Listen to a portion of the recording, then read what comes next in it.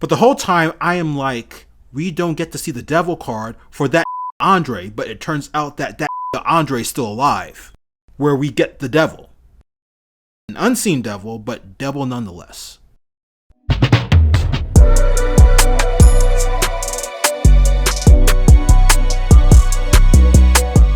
What up? VSD here, coming at you live to another segment of So I Just Watched. And today we have a doozy, so I'm going to try and keep it simple.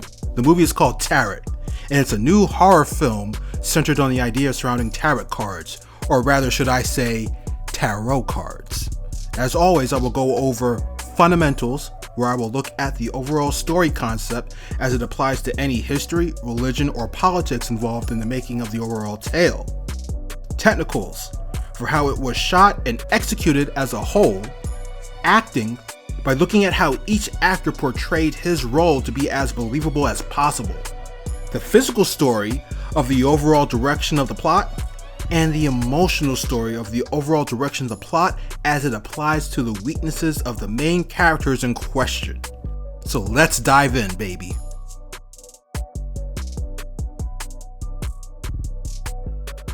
Tarot cards first emerged into prominence during the middle stages of the Renaissance in Europe, around the 15th century.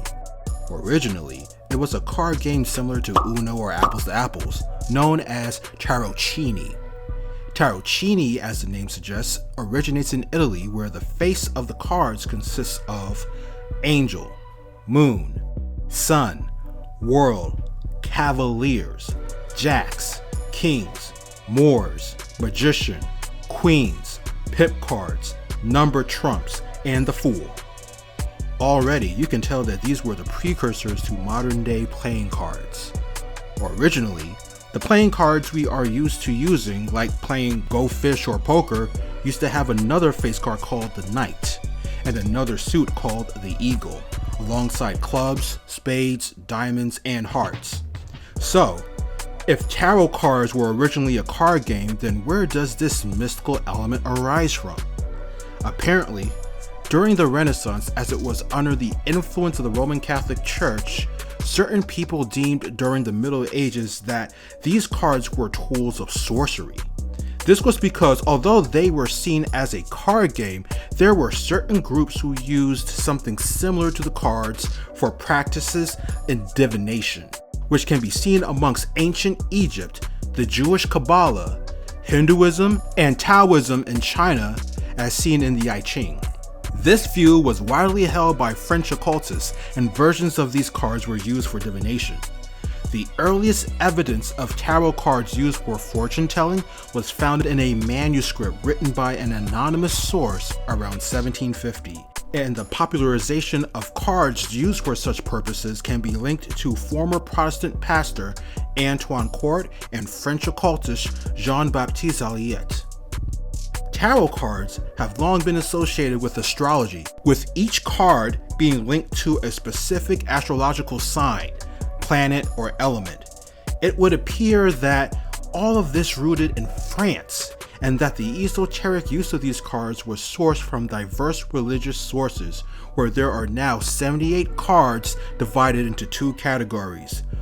First being the major arcana, consisting of the magician, the high priestess, the empress, the emperor, the hierophant, the lovers, the chariot, strength, the hermit, wheel of fortune, justice, the hangman, death, temperance, the devil, the tower, the star, the moon, the sun, judgment, the world, and the fool.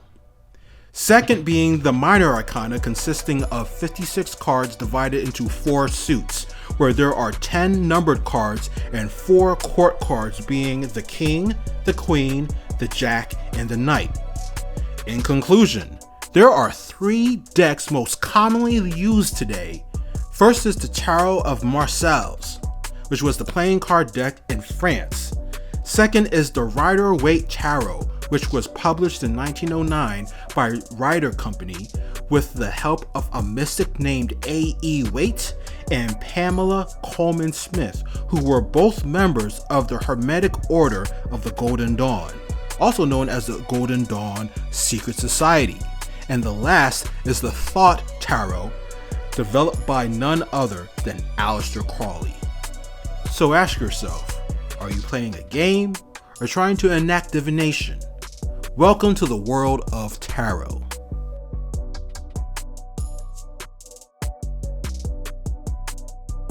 The overall story was shot okay, but it could have been better.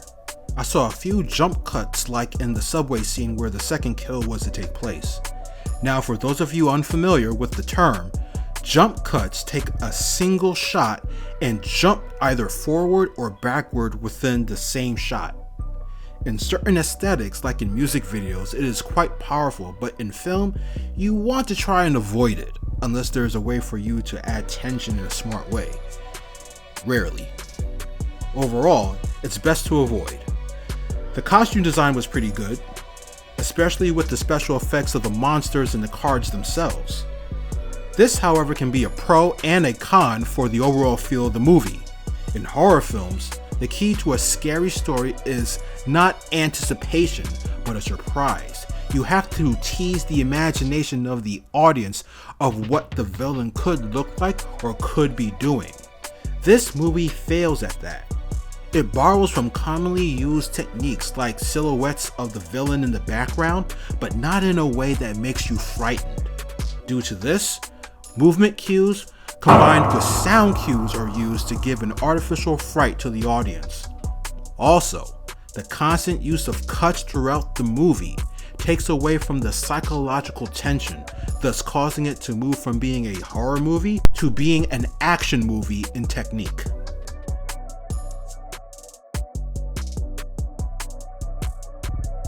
The acting is pretty good, especially from the fat kid. I would even say that he overperformed his role over the rest of the cast. His high energy made him more memorable in the movie than the key main character, which is the astrology girl. Due to no fault of their own, the only familiar actor to me was the fat kid, played by Jacob Batalon from the Spider-Man series for the Marvel Cinematic Universe. But I cannot remember the actual names of the characters, which hurts the movie. So for the remainder of the film, I will refer to them as Hottie with the Body, the Fat Kid, That Chick, Emma Stone, Model 1 and Model 2, and That Andre.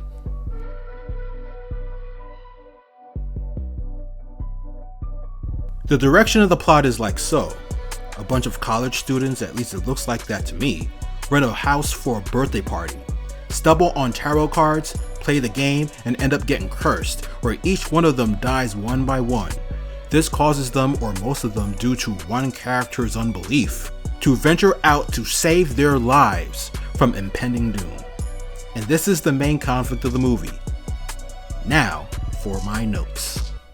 During this birthday trip, one of the friends just so happened to find a box full of tarot cards, and Emma Stone just so happens to be a whiz in knowing about the history and technique to utilize tarot cards. This is very contrived. You mean to tell me that the main conflict of the movie just so happens to align with the main character's expertise before the main conflict? Unbelievable. The key to a good setup for the main conflict to kickstart Act 2 is to have a character who is unprepared for what is to take place, and having her be the brains behind the operation seems to only be a way to push the plot in some way for the future of the story. A movie is about conflict, problems, and drama. Giving a character no weaknesses creates for an unappealing character and story. Upon finding these tarot cards, Emma Stone claimed to have never seen these designs before, but she is later seen utilizing them, but says that it is, and I quote, an unspoken rule to use another person's cards. Yet she proceeds to do so anyway. Either she made up the rule due to a bad feeling, or she is in a way manipulating events, which makes no sense. She might be a little bit of a contagonist in this, since her knowledge of not using another person's cards, yet doing it anyway, aids the antagonist in the future. Had Emma Stone not known about this factoid, then this wouldn't be a big flaw. As Emma Stone is giving all of her friends a reading, she is quoting off astrology mixed in with their predictions by reading their sign. However, she claims that she has never seen these cards before, so if you have never seen them, then what makes you believe that you should know how to use them? I call bullshit and everything. To us, Emma Stone is just reading her friends' astrological signs and applying them to cards she knows nothing about. This is like if Pokemon released another 200 cards and said here without instructions on the attacks. I would not know how to use them in a match. So why should she know how to use tarot cards with images she has never seen? I call shenanigans. Shenanigans! Shenanigans! Shenanigans! She's using astrology with shit she knows nothing about. Had the story disclosed that although the cards were different, yet she can use them because of universal depictions amongst the suits, then it would have made sense. But the average person watching would not know this. Had Emma Stone not be a whiz from the start, the scene would make more sense. Okay y'all, Emma Stone here once said, and I quote, "Every time she does her own reading, she gets the death card." You mean to tell me that no matter how many times you shuffle the deck, that you always get death?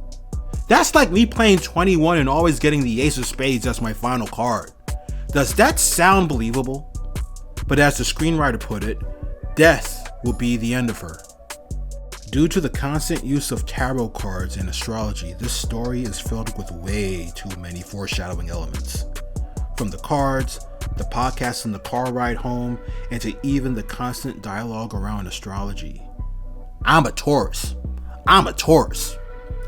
It becomes dull, boring, and at this point too predictable at what the events of the story will be. You can easily predict who will die and how they will try to avoid death. Because that's their sign. This eliminates the element of surprise, and it becomes less organic in the form of storytelling. Say what you will, but astrology is a bunch of hokum when you think about it. Yet here, they make astrology a part of the narrative because it is their fate written in the stars. I will go in on astrology in this movie more later on as to why it is nonsense. Yes, astrology and tarot cards go hand in hand, but it's utilized too much as a plot device. What is the point of creating tarot cards that kill you? There has got to be an explanation. And here's how we get there. The first death was the girl, Model 1, with the birthday I believe, where one of the monsters called the Priestess causes her to fall to the ground, where the monster bludgeons her in the back of the neck over and over again, with the ladder leading into the attic from which she fell from. The second death was the guy, Model 2, being chased in the subway by the monster with the lantern, where Model 2 eventually gets run over by a subway car. One thing about this monster is that he had the ability to suck away electric power from the lights in the halls so that it's pitch black. But for some reason, he was not able to suck the power away from the emergency exit lights. Was this the monster directing his death or an oversight in the script? To me, it's a little of both. To be more precise, the monster, if he was to lead Model 2 to his death, it should be blocked to make it more noticeable. Now, these two deaths causes the main conflict to occur. The police interrogates the surviving friends because they identified the body of Model 2 in the subway. 2 deaths in 48 hours. I'm like, did you not see how the dude died? And you were able to identify his mangled body that quickly? Shenanigans! Shenanigans! Shenanigans! Shenanigans! The police also told the friends that there was no sign of foul play in any of the deaths. But I'm like, the first death had a girl's neck impaled by the ladder from the attic over and over again. Do you know how much force is required for that to happen? Shenanigans! We need Detective Conan stat! Anyway, the majority of the friends arbitrarily determine that someone is out to kill them, and Emma Stone believes it was linked to her readings she gave them. They manage to look online for the exact person who they believe should be able to help them. Not quite believable, but okay. And I'll explain why. They drive to the address found online of a woman who happens to be within the same state they are experiencing this supernatural problem. I know this because they drove there in a matter of hours, and Aunt May answers the door. I'm calling her Aunt May. Apparently, Aunt May has been hunting for these exact cards to destroy because she survived the use of them before. How, you ask? She does not tell us. But she does tell us the origin of the cards, that it was cursed by an astrologer who had her daughter killed due to unfavorable readings with those tarot cards which came true. So now we know that the spirit of the astrologer who lost her daughter cursed the cards and attached her spirit to them to enact murder to whoever used them. She got her revenge, but she wants more. She is a lot like the girl from The Ring. It won't stop. I swear, if you told me that this was part of the Conjuring universe, I would believe you. But that's why the cards kill the people who use them. Sort of. Right, Aunt May? One of the negatives of this movie is that there are a lot of cheap jokes that center around astrology and astrological signs, and it becomes daunting and overused. I therefore dubbed this movie an astrology horror. Anyway, the main conflict that kick-started Act 2 after the second death was very weak, which leads us to meeting Aunt May, who is the Guardian archetype. I know this because the Guardian only appears at least once and harbors the answers to questions to guide the protagonist in solving the problem. If you need help understanding this, think Luke Skywalker and Yoda. Yoda is the Guardian. Aunt May had the knowledge of those exact cards in use, the knowledge of the history of its origin, and a solution to the problem. Drumroll. Burn the cards. That's right, burn the cards. And they found Aunt May online from a Google search using the fat kid's computer. The irony of this situation is that Aunt May is a survivor of her first experience with those cards, but none of the characters asked her how she survived. Really? Now, when Aunt May told the story of the astrologer who cursed the tarot cards, we learned that the astrologer was hired by a wealthy count who had a pregnant wife, and the readings she gave were unfavorable, yet they came true. The count then accused the astrologer of being a witch, which led to them killing her daughter, which had nothing to do with the astrologer whatsoever. I'm hearing this and thinking, dude, how do you not know that this chick is a witch? Astrology is one of the oldest forms of witchcraft used by ancient stargazers and diviners. Combined with tarot, you had two tools of actual divination. So you, in simplistic terms, hired a witch to help you see the future, and then tried her for being a witch, for using the very thing you should have known was witchcraft. Shenanigans! Out of revenge for her daughter, the astrologer takes her tarot cards and does blood magic of the black arts to curse the people responsible when she gave them readings. I rest my case. Whether white magic or black magic, it's still magic. Remember when I said I will get back to why astrology is a bunch of bull? I said hokum, but you get what I'm saying. Emma Stone tells the fat kid who wanted to go and survive on his own that, I quote, Pisces run when they sense danger. I laughed my ass off. How many people would run in the face of danger? Sure, you can stand and fight, but when do you retreat? What will make you retreat in the face of danger? What threat? Think of the one thing that will cause you to flee on sight. Does the yellow flash of the leaf ring a bell? But seriously, what about those who were running away from falling buildings on 9/11? Were they all Pisces or using common sense? Here's another example. It's like the reason why a girl won't date a guy is because of his astrological sign in conflict with hers. You are basing a person's characteristics on the date he was born, which dictates behavior and events. Which makes sense how? But the screenwriter might be an avid believer in it. And I'm sure there are people who think like this too. Power of suggestion.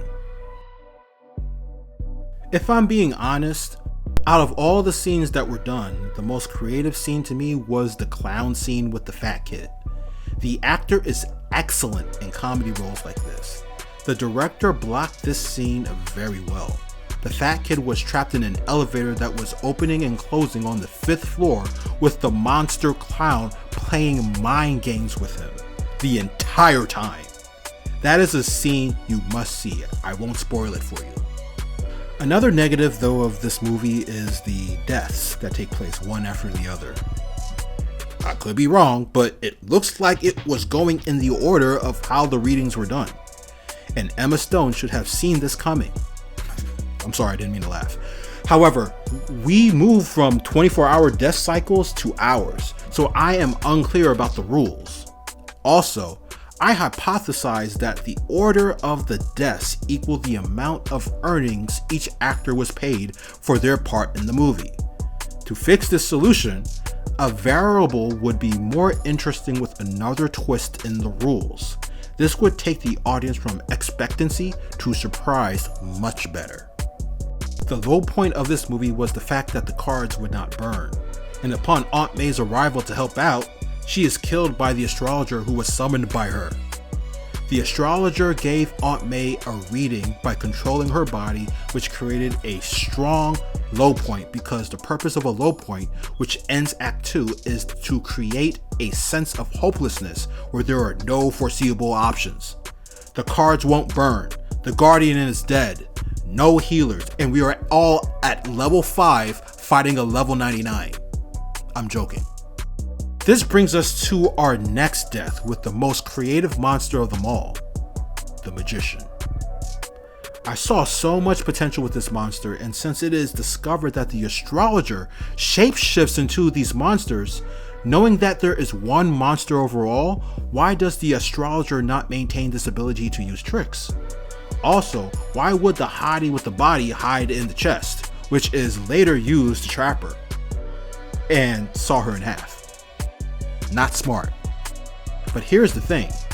The astrologer was seen here as the magician performing before an audience of senior citizens from like the Industrial Revolution in America. This tells me that she is not limited to one person. I would say that out of all the monsters, the magician was the most frightening next to the priestess. So much potential that is wasted on these minor scenes. Now, with all hope lost, a glimmer of hope appears. An angel of God comes to save the day. I'm joking. What actually happens is Emma Stone gets the idea to read the astrologer's horoscope with her own cards to reverse the curse. But why should this work? She controls the powers. The powers are used to enact vengeance that she controls. So why should this work on her? This is the equivalent to stop hitting yourself. Stop hitting yourself. Stop hitting yourself. But soon, death came for her by throwing her ex, aka that Andre, out the window.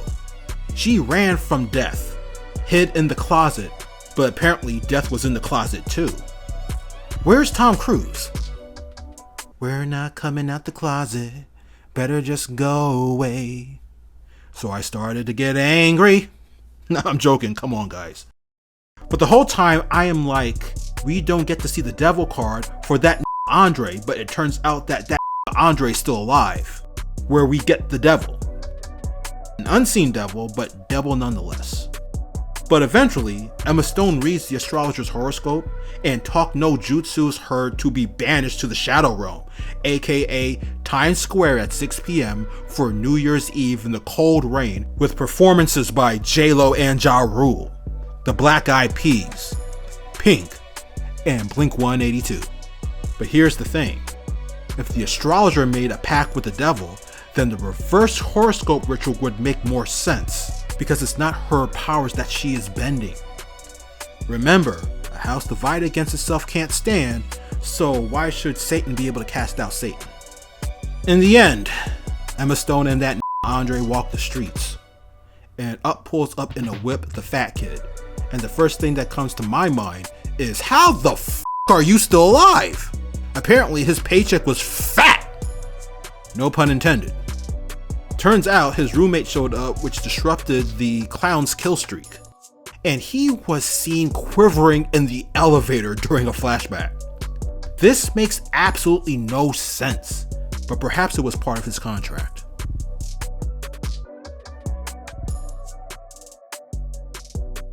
The story does not have a strong emotional story. Yes, it tries to apply something to Emma Stone's failure to save her mom in the past from an illness using tarot cards. Tarot cards. But it does not really have an emotional story. If written right, you could use this as the motivational force to have her solve the problem she caused, because she unknowingly, in an unwise way, got most of her friends killed.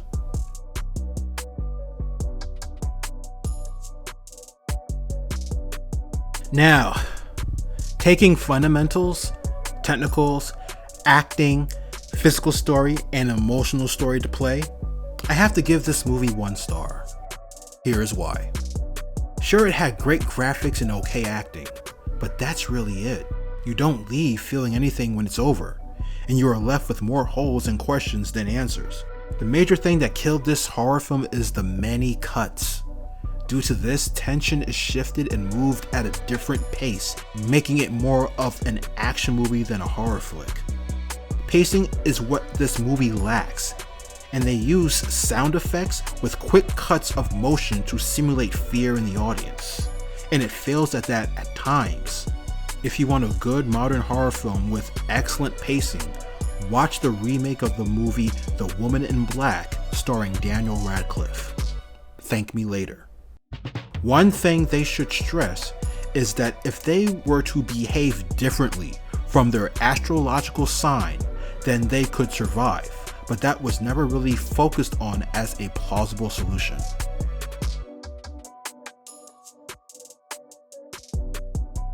With tons of ups and downs, here's how I would rewrite the movie. The entire movie is shot in the found footage style, featuring a group of friends who travel to Louisiana to celebrate the birthday of one of their friends around the festival of Mardi Gras. While in New Orleans, they go into a spiritualistic store featuring fortune telling that's secretly owned by a coven, where they go to get their palms read. Eventually, one of the friends tried tarot readings to see the future, and unhappy with the fortune, he causes a disturbance due to the psychic revealing his infidelity with his then girlfriend with another girl who's on the trip. They both deny it, and it causes division amongst the group, and a refusal to pay the psychic as he tears the deck of cards. After they leave, the psychic holds a torn death card in her hand. Now, back at the home they rented, they are trying to celebrate their friend's birthday for getting the psychic readings earlier in the day, where unknown to them, the home they rented is now haunted by 8 specters of the tarot, in accordance to their astrological sign. So I just watched the movie Tarot, and the movie could be better, with some tweaking. Maybe a lot of tweaking.